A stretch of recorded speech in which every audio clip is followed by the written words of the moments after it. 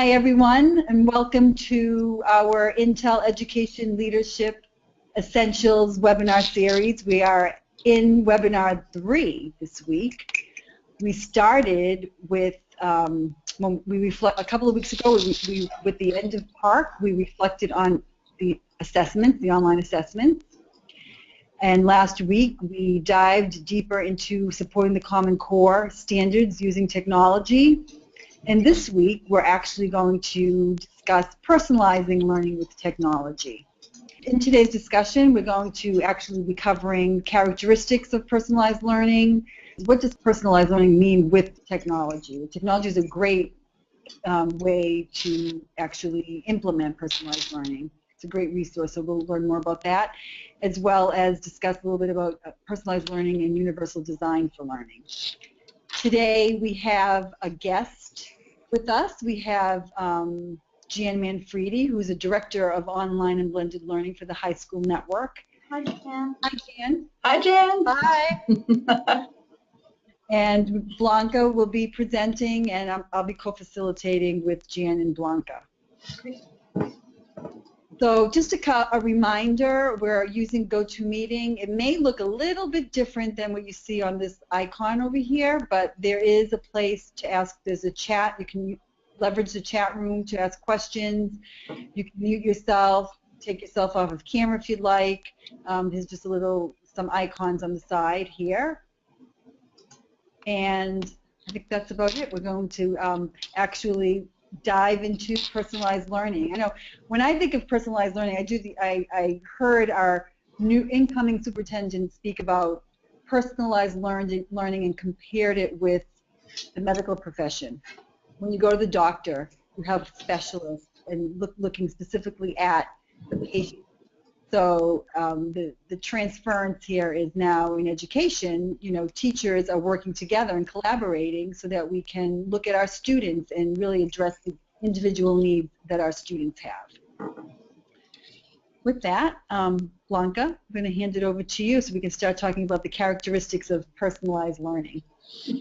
Great. And to start off, I think it's really important that we kind of talk about why it's important in today's world. And I don't know about you, but I know that as an adult growing up in a digital world, I have access to technologies that let me personalize almost everything that I own and that I do. So I can personalize my phone settings. I can personalize my playlist of what I watch on television.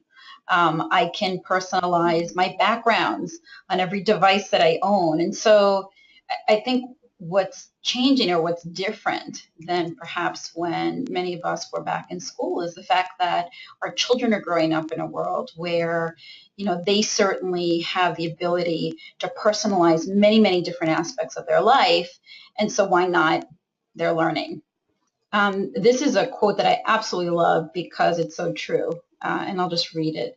We have the ability to meet learners where they are, to teach them all in the ways that they learn best, and to facilitate optimal learning experiences for anyone, anytime, and anywhere.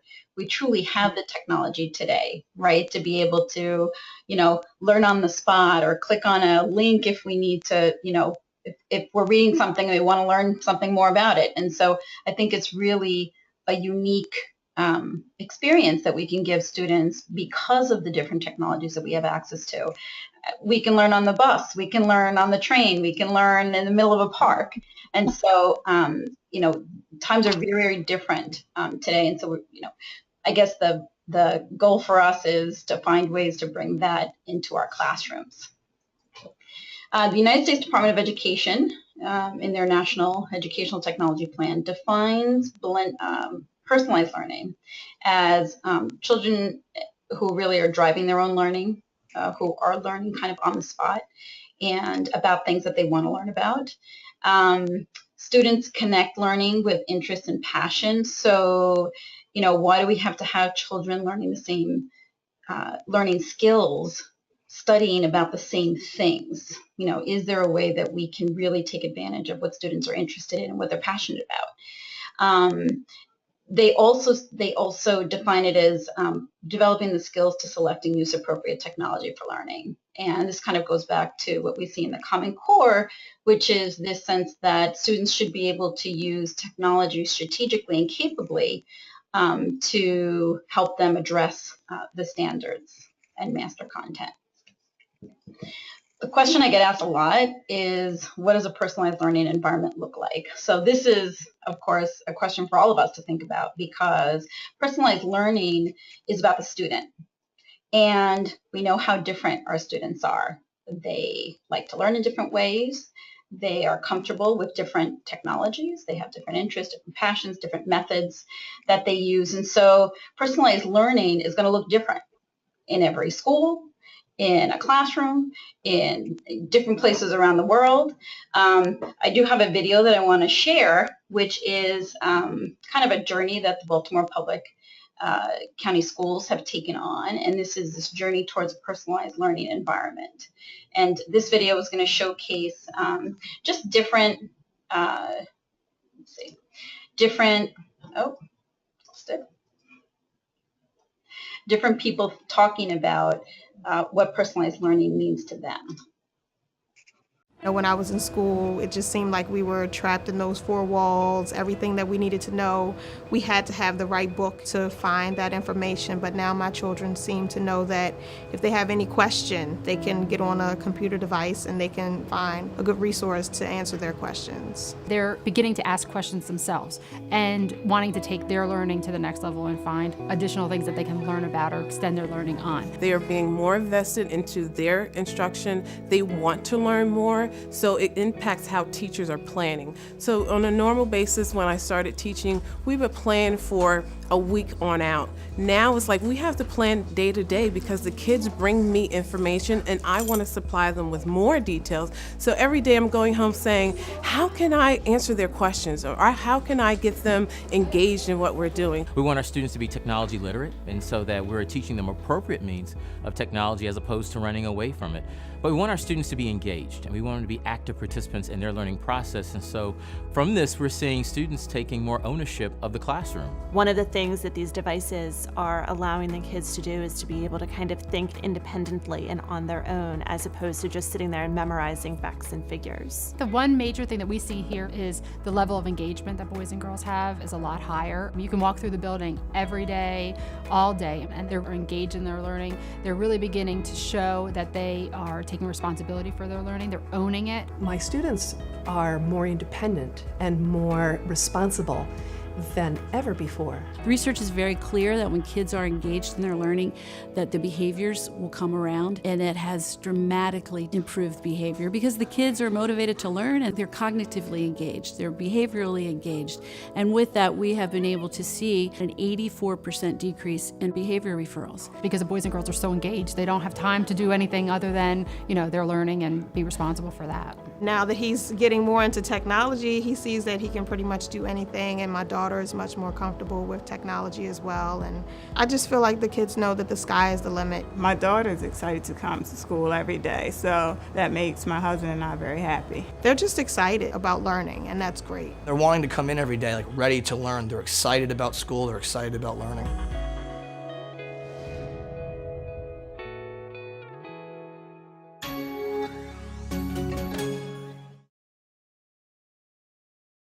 So a couple of interesting things that I know I noticed in the video, but was kind of hoping maybe Jan and Diane, maybe you could kind of share out some of the things that really stood out for you.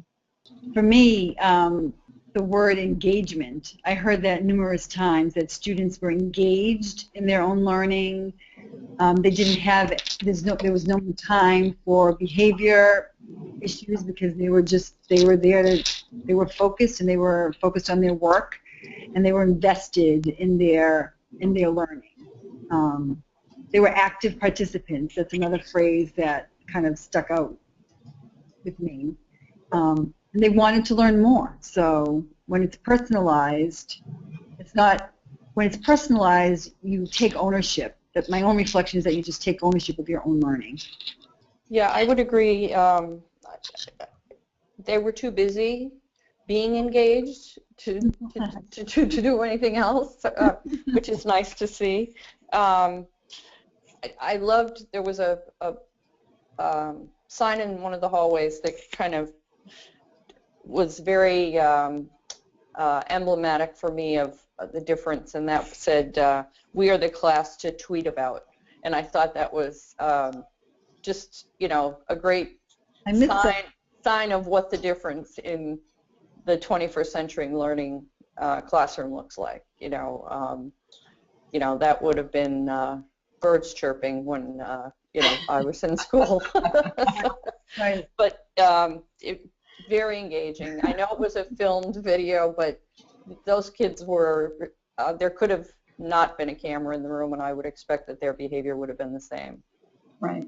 Right. So for you, it was birds. For me, it was city noise. And at the very beginning of the video, I think it was a parent actually that started. That was talking about her experience in school, and I could relate to that in terms of remembering. You know, everybody did everything the same, and you know, actually not just doing everything the same, but almost doing it the teacher's way versus, you know, my own way. And at the same time, right? Follow me. Right. I have the right way to do this. Yeah. Synchronous skating. Right. We talk about learning as a process, but many times we as the teacher take over kind of doing the dirty work, you know, doing the preparing, and I'm going to give you the links to where you need to go, and I'm going to tell you exactly what to do, and we're going to do this awesome experiment, but I'm going to set everything up for you. You're going to do it, and then I'm going to clean it up, right? Right. So, and you have 40 minutes. Exactly. So sometimes we do that because we want to be able to get everything in at one time, but I think what that does a little bit is it takes away the ownership of the learning from the child, and also the fact that they're not going through that entire learning process themselves, I think takes a little bit of away of maybe of their understanding, you know, from beginning to end. I was in this conversation yesterday where someone actually brought that up, and we all kind of agreed that, you know, a lot of times the teacher does take on more work. And the truth is, and this is, you know, one of my favorite sayings from some folks that I absolutely adore, and that is that the person doing the work is doing the learning. Mm-hmm. I do like, oh, that's a great one. Yeah. Because you learn by doing, right? Exactly. So I think, and it's also, and I didn't hear this term too much in the video, that whole student-centered. You know, the fact that the child is kind of at the center of the learning, and it was more about the child really taking more ownership. And in a truly personalized learning environment, it's the students who are given the time to expand or extend what they're learning. They know that there are tasks that have to be completed, but they're not necessarily given the path. You know, the teacher isn't directing them. What also happens in a personalized learning environment, truly personalized learning environment, has the teacher as a co-learner with the child. So the teacher and the child are actually designing those lessons together. So I love the teacher in the video who talked about the fact that every day she goes home and she's thinking about how to help answer those questions for the students, or how to help incorporate what the kids are asking about every day. You know, instead of planning out kind of a week by week and knowing and having everything set up, every day she's thinking about what kids are bringing to the table. I think that's really important. Also, this kind of movement towards self-directed learners, right? So technology allows students to really be able to take ownership, because if they have a question, they can look it up.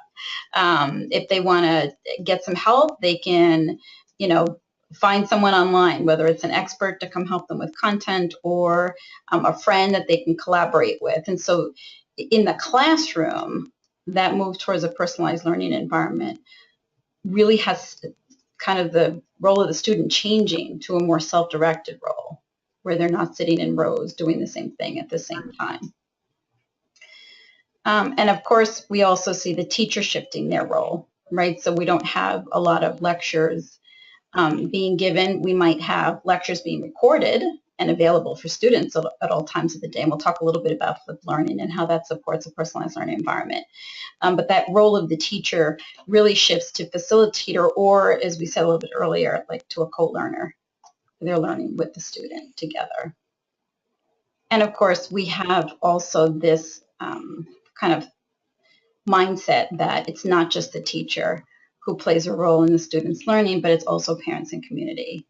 And I think that that video, I mean, I don't know about you, I don't know that I've seen too many videos with lots of, almost the parents taking center stage. Right. And really talking about how learning has changed and how more engaged their students are, and they're happy to go to school. And it's not just the the engagement is even broader. Like even you're learning with your own peers. So it's teacher facilitated, parents are involved, and then you're working more collaboratively. So you're obtaining solutions via your own peers. So there's a lot of learning together and not learning in isolation. So I know that you have some pretty innovative practices at the Boston City Public Schools, and Jan is going to tell us a little bit of how Boston is personalizing learning for students. I want to start with just a little background on how Boston it got where we are today. We began using digital curriculum and online learning seriously, I guess, in 2007. So this is our 8th going on 9th year. And we began as a result of a report that was given to our then superintendent, Carol Johnson, done by the Parthenon Group. And they did a deep dive into our data and looked at a portion of our students who were passing our state high-stakes test but not graduating because of course failure to complete courses. We're not a credit-bearing system in Boston. We require specific courses to graduate. So our first year with a May planning period, we began a serious program July 1, and that summer graduated about 89 students who needed 1 to 4 courses to graduate from their high school. That has led us to a very robust course recovery program here in Boston. We have every one of our 30 high schools has an internal capacity to do course recovery through our partner Apex Learning. And then we've expanded into the community to work with the YWCA and other community-based organizations to also provide opportunities for students. So that began our work around blended early learning. I think that was probably before blended learning was defined. And it, in this work, I think, continues to be defined in a lot of different ways. That really was an online recovery program, and we have moved to several different uses of the resource. Charlestown High particularly has done an exceptional job with the course recovery piece, identifying students much earlier than senior year who are off track so that they are not freshmen or sophomores dragging 1 or 2 or 3 courses. So they have done a great job identifying those earlier through the guidance department. And they also have, I began presenting to the ILTs, instructional leadership teams at the schools. And the math department really took hold of Apex Learning as a resource for them in the classroom. And we have a teacher there, Jill Sloan, who has done an exceptional job using this to really individualize or personalize learning for students. She uses it for her students in pre-calculus who may not get a particular lesson, can assign it to them overnight, They can review the material at their own pace, which is one of the pieces of blended learning. It's really time, place, and pace. So they may need to go over that material 2 or 3 times, and Jill gives them that opportunity. She also uses it for students who may have missed chunks of school time, you know, a week or 2 at a time, and can be in the classroom and assign them that makeup work, but still be there to answer questions, allow the student to move at their own pace. The system itself, Apex, we have found is, you know, very sophisticatedly designed to know what students are demonstrating mastery in and what they are not. So they move through at a mastery pace, which gives the teacher confidence that they're really understanding the material. And then I'd like to talk a little bit about our use this past 2 years in AP. The district as a whole has had low AP numbers over the years, and we've had several years of trying to define ways to increase both our AP course offerings and our AP scores. Part of that is because we have 30 high schools, it's not always easy for them to offer an array of AP courses. So a couple of our teachers at our smaller Boston Arts Academy school have chose a AP flipped classroom model using Apex course materials and content, where students really do the bulk of the reading or the let's say the heavy lifting at home, and then come into the classroom prepared to discuss and get deeper into the content. So both AP chemistry and AP biology have been done the last 2 years there, and we have schools anxious to bring on additional classes next year. Again, I want to just talk about the fact that this has been an opportunity to meet students where they are, and I think that for me is a big part of blended learning. I was a student who did not learn in a traditional style, and you know, managed to be witty enough to get my way through school, but would have probably done much better had I had some of the tools and resources that are available now. So we continue with our course recovery work.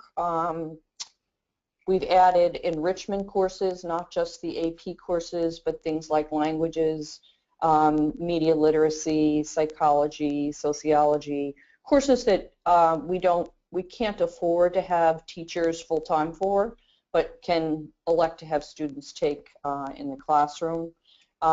We also use it supplementally in the classroom. Teachers may start a lesson with a video about a particular topic to introduce that topic, and then may also use the study sheets to give students additional opportunities to take notes or understand the material.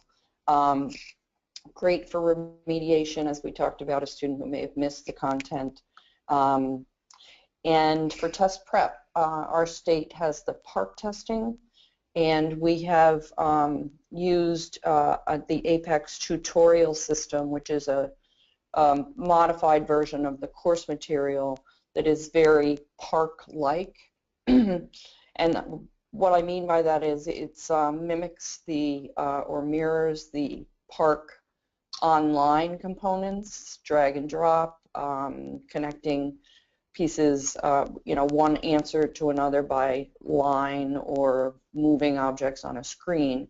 And though we think of our kids as digital natives, being able to text and tweet is not the same as uploading documents or using some of the tools that are necessary for the PARC testing.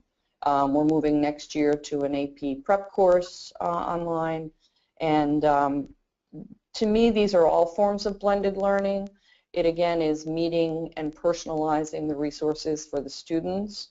We look at our results every year, and we look at our student population and what their needs are, and try to again individualize what the resources are we deliver to the student. Great, that's a lot. You know, I could ask you a whole bunch of other questions just from what you just shared. I think the one question that I will ask, though, because it's something that we spoke about a little bit earlier, and that is, are you able to customize those courses for your students using? Absolutely. Yeah, we're fortunate to have on the course side 2 options. There's a prescriptive course, which allows a student to take a pretest and demonstrate mastery on materials that they may already know, and then the course itself, through algorithm, assigns only those pieces where they have not demonstrated mastery. So again, personalizing it to the mastery level of the student. And then on our comprehensive standard courses, teachers, we are able to go in and customize a course particularly. So great example of that is in Algebra 2 here in Boston, we do not teach conics. For whatever reason, it's not part of our scope and sequence. So I can remove that whole unit from the algebra course and customize it to reflect what our course looks like and the scope and sequence. In that vein, one of the best things we ever did is give a license to every teacher. And I would highly recommend that, because initial criticism of any online program is it's not rigorous enough. You know, their kids are finding ways to work around it, or and most of the teachers have come back, I would say 99%, saying, you know, this is pretty tough. You know, and you know, I think that makes believers out of a lot of our teachers who might have been skeptics. And that ability to have the flexibility to customize the course for your own students, that if you wanted to, you know, change the activities or change some of the topics, I think that that's important too, because we all know that we have, you know, students who just need something a little bit different to attract them or to interest them. And that kind of leads us to school readiness. Definitely. Actually, something that you said, Jan, made me think about not just the teaching and learning aspect, but how that teaching and learning gets carried into your professional life. So I think you were comparing it to your own, like how you learned, and it wasn't so much in a traditional setting. But I mean, when you said that, I thought of how I, in the work environment, sometimes how I have to perceive information and receive information, and how I might need to, you know, personalize my understanding of concepts and work. So like when you think about, we're training, our students are actually preparing themselves for that work environment. And it's a shift in terms of who's leading that work in school. So when we were in school, it was a lot different. Instructors were instructing and standing in front of the classroom, and everybody was doing the same thing at the same time. And now there's a shift in terms of having a teacher be more of a facilitator and more as a coach versus just the instructing, and even learning, accepting that they may not know all the answers, and learning from colleagues and students themselves. So that's definitely a readiness factor in terms of like just the shift in a teacher's role. And also very critical is administrative buy-in. If you can have a teacher that has that skill set, and if it's not fostered by leadership, then that could actually impact what happens in the classroom. And administrative buy-in also helps with how teachers can be supported in gaining that skill set. I was not surprised to see Dr. Dance in that video. I met him in about 2009. He was at Houston USD, and he was walking the walk then around personalized learning, and actually doing an amazing job with middle school students on an acceleration basis. and moving kids over age middle schoolers through 6th, 7th, and 8th grade very on an accelerated pace and having great success. So to me, that's the administrator buy-in. They have a leader who has vision, who understands the need for the technology and the importance of it and what it can do for students that are not traditional learners. And support that happening in the building. Yeah. Helps teachers get prepared. You know, we have access to tools. We do. We have, you know, I often hear us talk about access.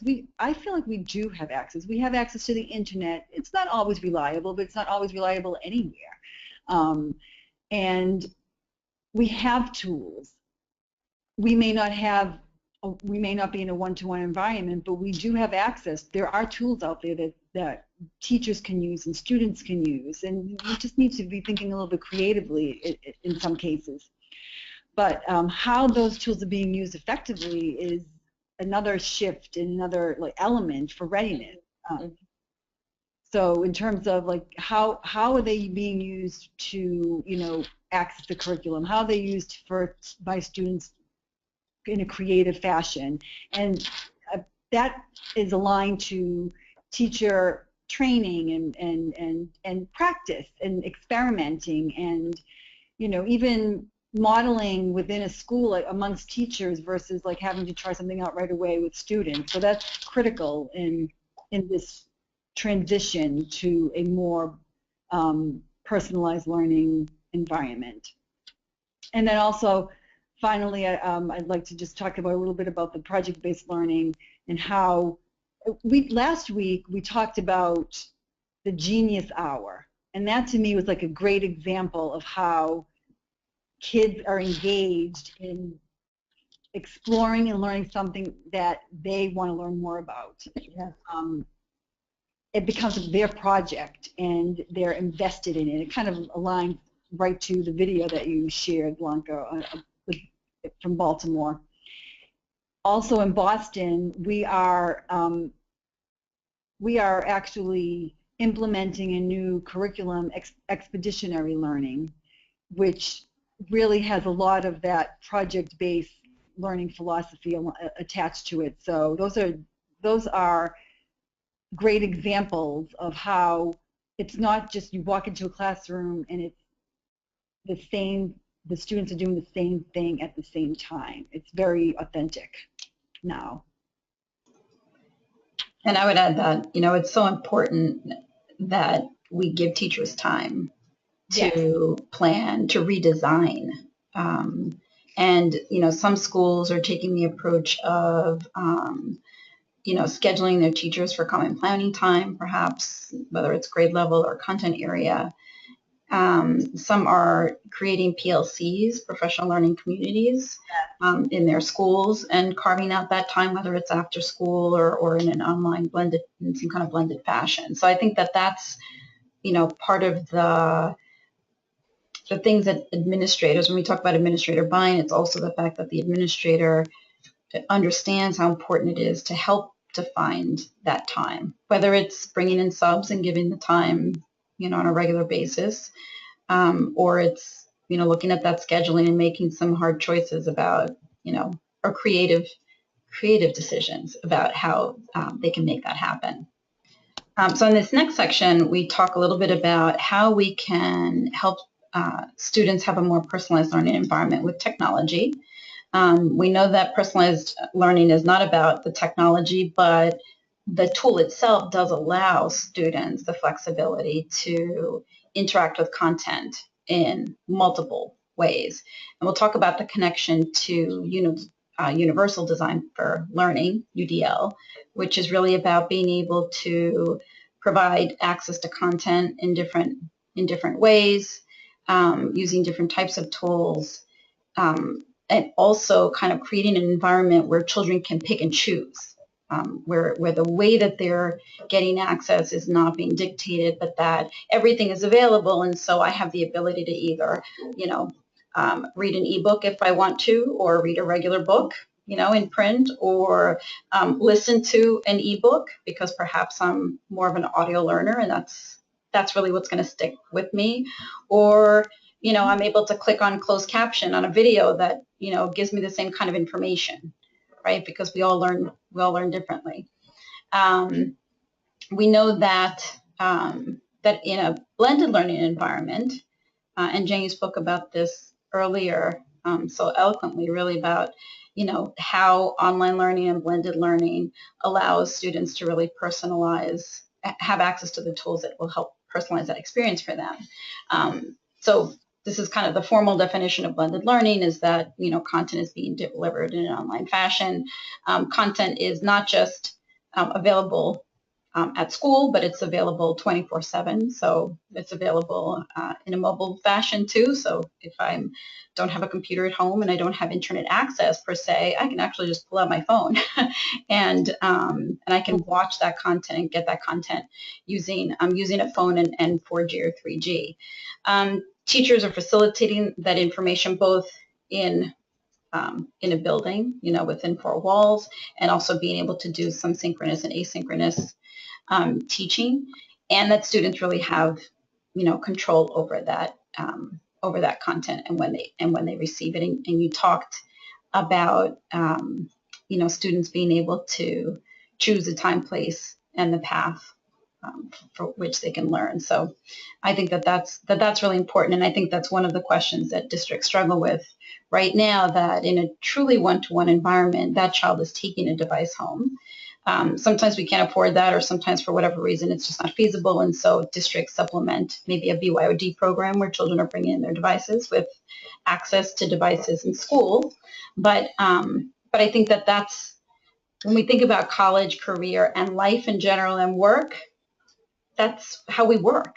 Those are the decisions that we make, and part of being a productive citizen in a global society is also being able to figure out how to balance your work and your home life, right, when you have access to everything all the time. So I think that's a different conversation, but it's important that we're talking to kids about that, because there are some kids who just never disconnect because everything's always available to them. And so, what kind of adults are we helping to create?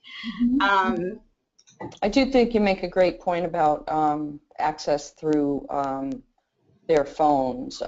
Most learning modalities right now are accessible through whether that's edX or or Apex Learning. They've had to sort of meet the learner where they are in terms of what the devices are. The other point I wanted to say is that Chromebooks now are almost consumables. They're $299, $299, which in a lot of cases is less than an iPhone 6, or what students who have to, our students have the best phones out there too, as all kids want to do, and they can do on those what they can do on a Chromebook that we can purchase for very minimal costs. So, and the district has been very generous about that. And then the other, it's funny, when you mentioned one-to-one, I was thinking it's not even one-to-one anymore. It's 3-to-1. I mean, I have, or 4-to-1. I have my laptop, I have my tablet, I have a work phone, a personal phone. So like it's almost like this, it's which tool do you want for what time. So I feel like our students are, it's not just one-to-one, right? I feel like we need to be moving towards more choice and different access to different tools as well. I have a video here that I'm going to play. You'll let me know if you can hear it. But this is a video of one of the KIPP Academy schools and their blended learning environment.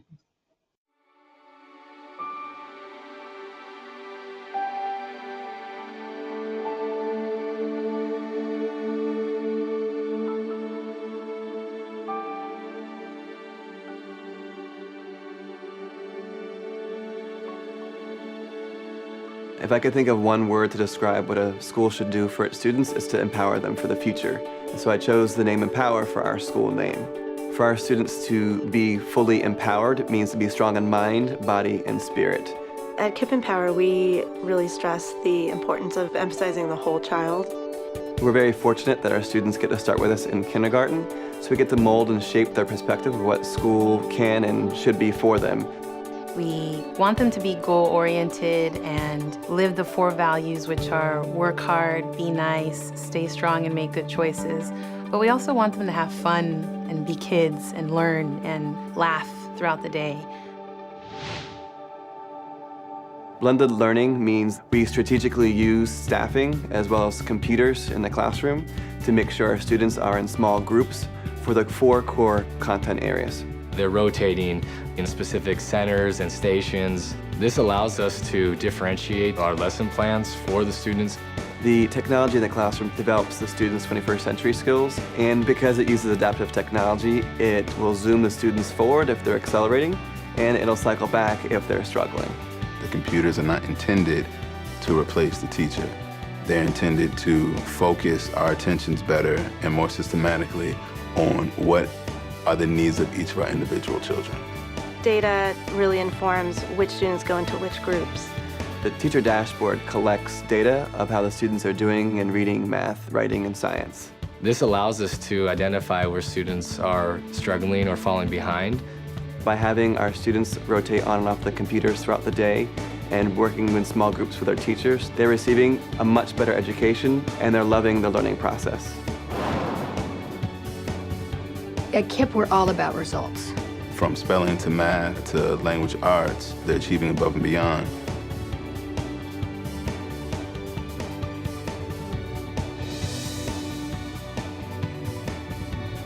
It feels great to see your child enthusiastic about getting up, going to school. The staff members here as the parents, we're all working really hard to make sure that our kids succeed. Whatever it takes, we'll get it done. Being a teacher in an environment much like the one I grew up in, it enhances my passion to do what I'm doing because I know what's at stake for them. It's very important for them to succeed starting in kindergarten and in first grade because this just sets a trajectory for the rest of their life. Our school has this relentless spirit to find a way where each child is going to learn academically, but also grow as a person. And all students know that when they come here, they have all teachers looking out for them. We want our students to lead lives of significance, to be critical thinkers, to be leaders, and to be on a trajectory that maximizes their potential. We believe that demography should not determine one's destiny, and every day we're proving what's possible in public education. We are KIP Empower Academy.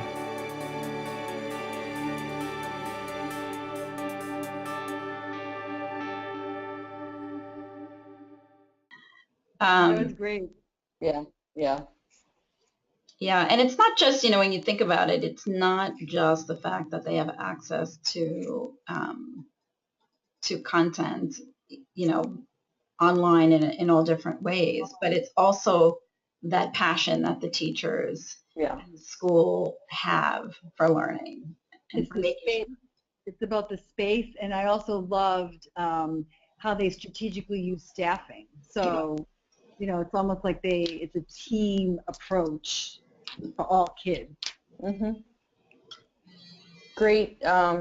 First kindergarten lead teacher, Black male, just enthusiastic, and you couldn't ask for a better beginning for school for a part of our most disenfranchised population. KIP is doing a good job in a lot of places.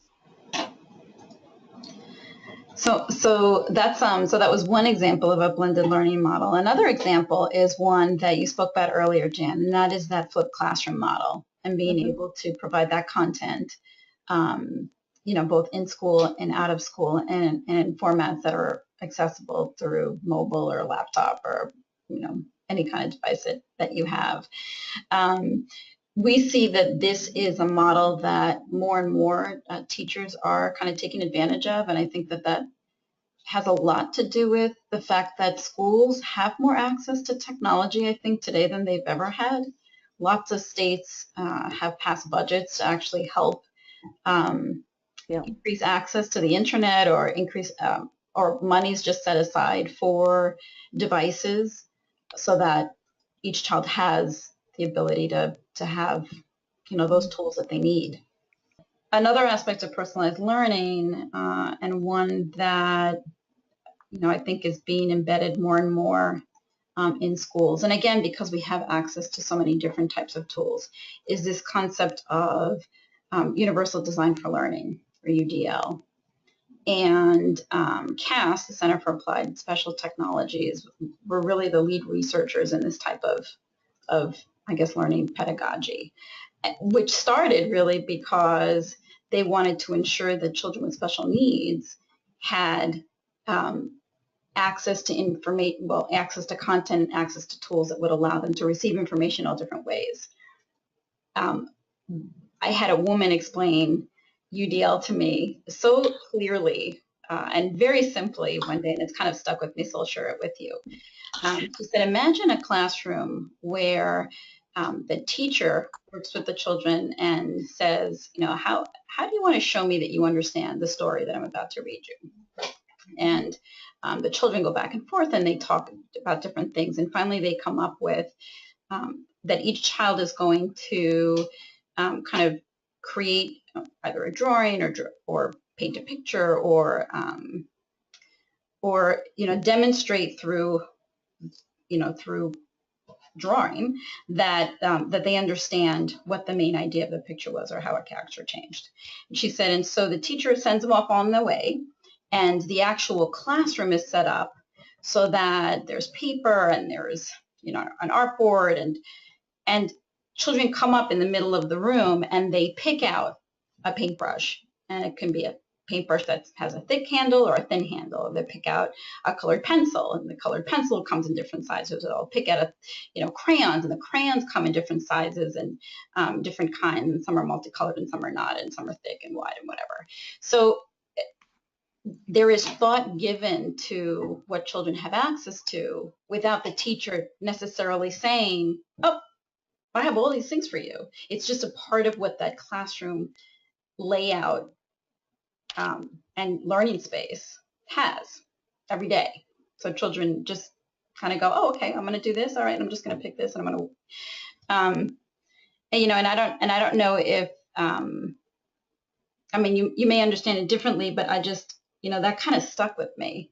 Not having to think, oh, do I have to do something a little bit differently or something I'm uncomfortable with because I'm not going to be able to have the tools that I need. True. Yeah, absolutely. Great definition. It is. It reminds me of the shoe analogy too. Like not the same size shoe fits everybody. Yeah. Not every shoe fits everybody. Right. So these three principles that Universal Design for Learning is based on kind of form the whole concept of Universal Design for Learning. That is that students have multiple means of representation, that they are able to access content in different ways, whether it's a music video, or it's an audio file, or it's a video, or it's an ebook, whatever. There are just different ways for them to access the information, and that information is able to be represented in different ways. The next one is different levels or different means of engagement. So if we think about tools that we have access to, and of course the online course delivery system that you have now, like Apex, so that's a very formal way for children to engage with content. But we also have games, and gamification seems to, we hear a lot about that, of engaging students in content with games and giving them tasks and having them achieve mastery through the collection of badges. So that to me is kind of an exciting place, because the technology is moving in such a way that it's offering all kinds of different experiences for children to engage them in different ways. I don't know if you saw the latest information that came out about expeditions, Google Expeditions. Have you seen that video? No. Yet?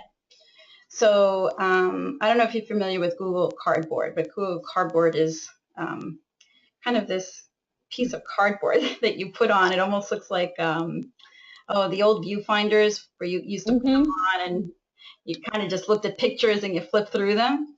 So the Google Expeditions project is where they take kind of a viewfinder that's made out of cardboard and students slip in a tablet. And the teacher has the ability to push out content through that tablet. And so children are able to have a virtual reality experience. So the video shows kids, being introduced to like the ocean. And they're talking about being able to see fish, and now imagine having a viewfinder that is able to help that child immerse themselves. It's almost like they're in the ocean. And how much different that experience is and how they're going to retain that information and what they're going to think about. And that's a whole new world. That's not even coming, that's here. Yeah. Can you imagine another couple of years what kids will be able to be engaged with? It's pretty amazing. Amazing. I bet you that was somebody's project at Google. I am sure. That's why we need Genius Hour in school. Yeah, definitely. And we need maker spaces and all different ways for kids to engage with content. And then, of course, multiple means of action and expression, which is, what we talk about when we talk about giving students choice and voice in the way that they demonstrate mastery and competency. So, I'm sure that in your travels you've seen teachers, differentiate. They're $23.95. The Google Cardboard. $23. Yeah. Oh, I love it. How can you beat that? I was doing the same thing. I just looked it up. I'm going to buy one before the end of the video. Well, there are I introduced you yesterday, there are lots of teachers who signed up immediately. They went, oh, I want this. I loved the viewfinder. It's just great, right? It's a little bit of nostalgia for us. Yeah, exactly. But yeah, I think it's it's everything that we've been saying. It's, personalized learning is children being able to, receive content in multiple ways. It's students being able to engage with content in different ways and different types of content. And then just being able to show us and demonstrate for us that they understand something. But they can demonstrate that in different ways, but they can also demonstrate that following their own passions and developing those skills and showing us mastery of those standards through topics and things that they're interested in. So we're at the end here. We're overtime too.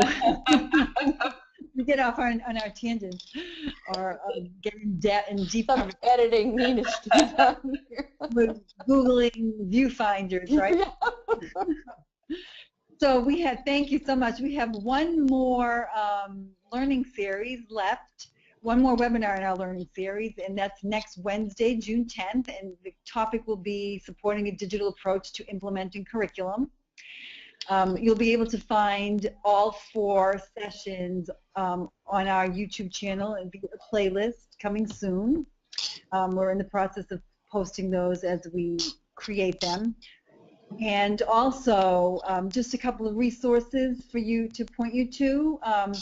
We talked about UDL and accessibility, and actually this month, that's our theme for the digital learning team. Actually chooses a theme on a monthly basis, and for the month of June, it is accessibility. So I would recommend following the blog. And we have stories coming from teachers and from our team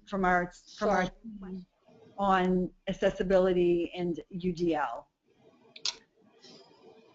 And also, a couple of weeks ago, I shared about our digital district project and how we're facilitating focus groups. I wanted to make sure you had access to the survey. We just released it recently, so I wanted to make sure that link was in here.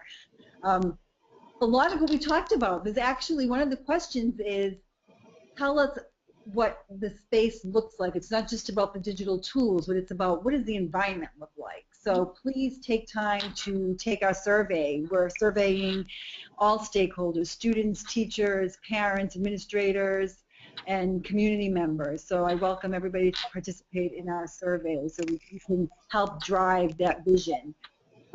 And then finally, Jan shared about all the work that's happening in Boston Public Schools with APEX, and I wanted you to have links to APEX Learning, but also the Boston Public Schools APEX Learning System. If you do not already have access, please contact Jan Manfredi. Her email is here, and eventually it'll be open, hopefully open to all. We won't have direct emails going to you for that request, Jan. That's quite all right. So thank you, Blanca and Jan, for participating and helping with facilitation and sharing your content and knowledge. It really, really helps to have the collaboration with each of you. It's been a great experience for me, and I really appreciate the time with the planning, thoughtful planning that goes into this, and also the time that this hour of sharing. And I also want to thank, both of you, because, we talk about partnerships and we talk about really being able to personalize an experience for a school. And I really feel like we've really been able to share a lot of what's going on in Boston Public Schools. I'm looking forward to learning more. That's great. Great. Thank you. All right, everyone.